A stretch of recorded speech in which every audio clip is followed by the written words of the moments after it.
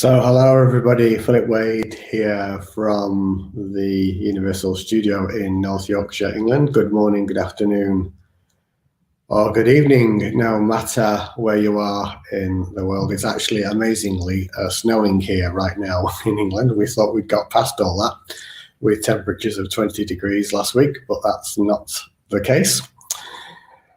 So I just felt called today to just talk a little bit about this title that's on the screen. It was actually a prompt from Jolene, who's the page owner of the Peace and Love page, which is one of the places we're broadcasting to right now, about a game that she used to play, and in fact I've played as a child, called Falling in Love. And you've probably played the game, but essentially it's where somebody or some people are stood behind you and you're invited to fall backwards into their arms, and it requires obviously a lot of trust to do that because it's not natural for us to just let go and fall backwards. But I'm sure you've played that game.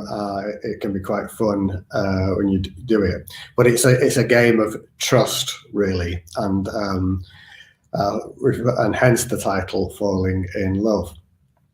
But there's actually a direct link between that game and spiritual self-realization, and that's why this has got the title that it has.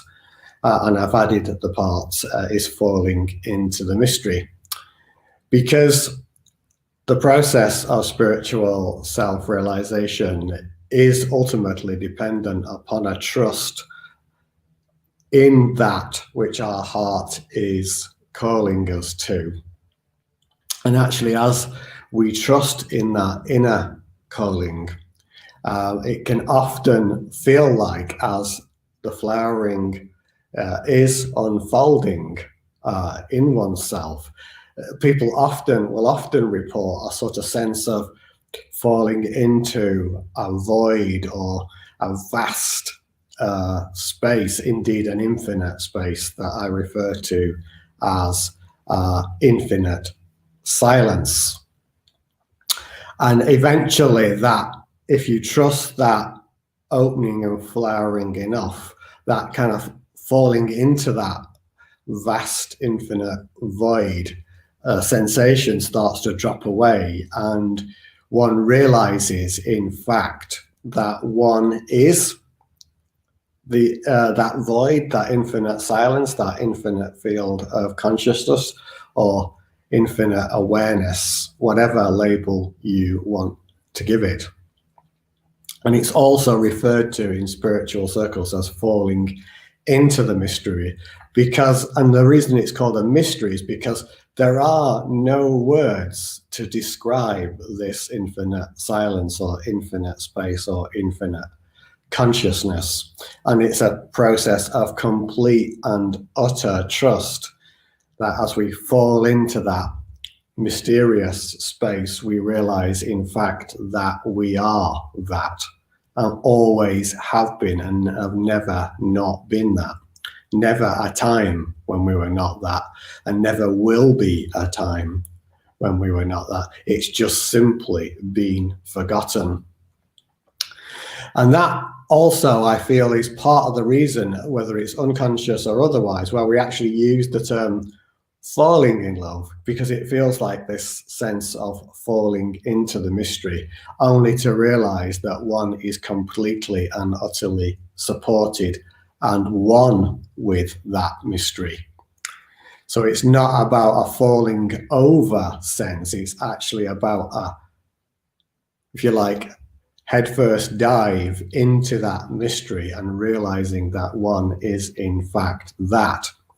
And thus the game of falling in love that I was referring to earlier, where you fall backwards into your friends or family members' arms, is actually quite a good metaphor for the whole process of spiritual self-realization, and it does require trust.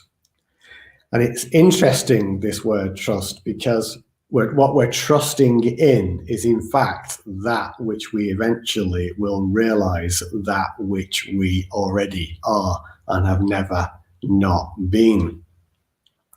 And it turns out that the highest form of trust, listen carefully to this, the highest form of trust is not having to trust at all.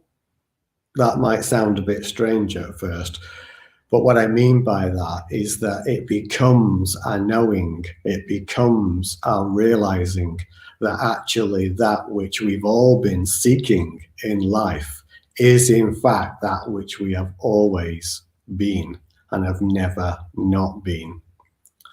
So falling in love, becoming the love, becoming indeed the source of it, or realizing is more accurate, that one is in fact that. And that game, falling in love, is a really beautiful metaphor for this whole process. And yes, it does require a huge amount of trust, because it requires us to drop the idea and the belief in the case of mistaken identity that all we are is this body mind, when in fact there is something much greater, much more powerful, and indeed mysterious that is awaiting to be realized by all of us, not just the Buddha or Jesus or any number of realized beings. So falling in love is, in fact, falling into the mystery of life, realizing that one is, in fact, that mystery. And as I said, it's not a falling over, but a realizing that one is. So hopefully that addresses your comment, Gaman. So really just wanted to share that simple metaphor and that powerful pointing to self-realization with you. And in fact, a number of years ago, on the same theme, one of the insights that emerged in meditation for me was this: living from the heart is living in the mystery. Living from the heart is living in the mystery, and that mystery is the mystery of life itself, and it requires a deep trust that becomes the knowing and the realizing, and then life then gently unfolds in front of us without us trying to second guess or indeed control life. It simply flows in a harmonious resonance with that which we truly are. So that's pretty much everything I wanted to share today. Just a simple but also important pointing to spiritual self-realization.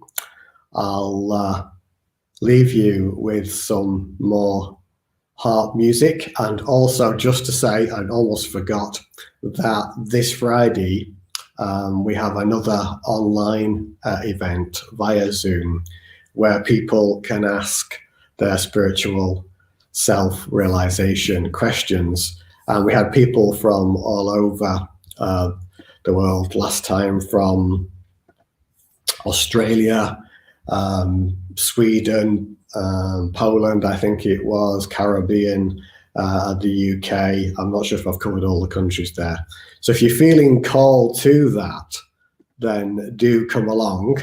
You need to register on my website. I think Geraldine has posted some details there, and I'm just going to post the link there for you. So the next one of those is this Friday, 8 p.m. UK time, and check your local time at timeanddate.com. So I'll just check if there's any comments and so forth to respond to, but for now, I'll leave you with a little bit of harp, and I'll come back if there's anything that needs responding to.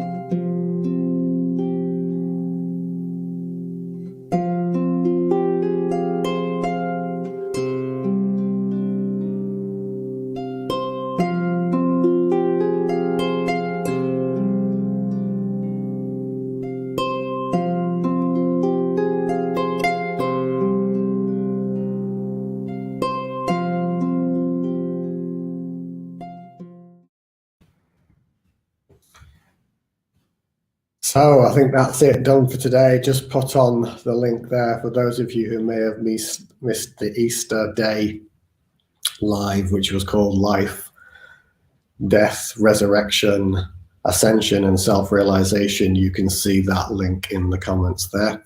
I think there isn't anything urgent comment-wise for me to respond to, so I'll say namaste, many blessings wherever you are in the world, and hopefully it's not snowing heavily where you are, or maybe you'd prefer that. Anyway, see you soon, folks. Have a great day.